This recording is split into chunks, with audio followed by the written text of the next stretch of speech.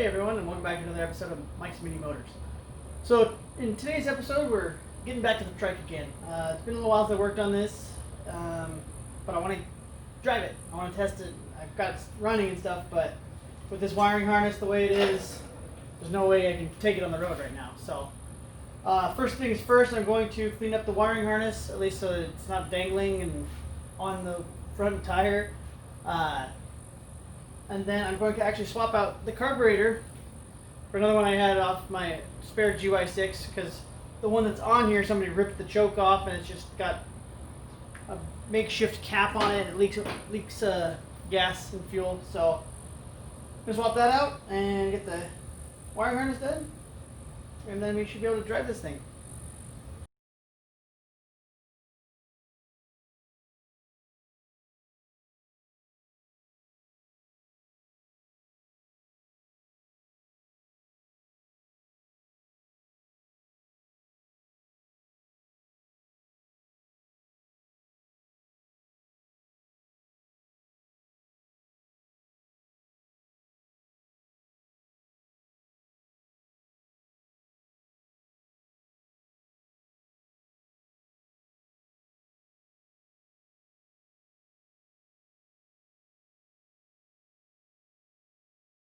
Okay, so I feel like a bit of an idiot right now.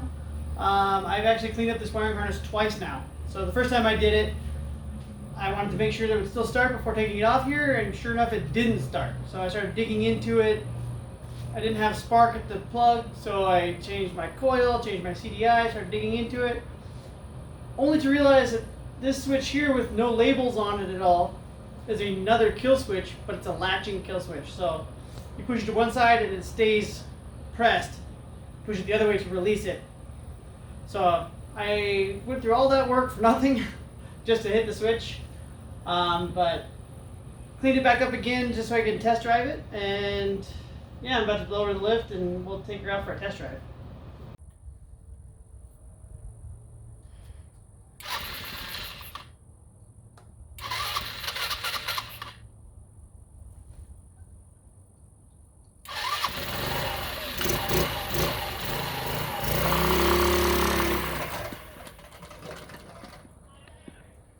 Dude, you hit my car.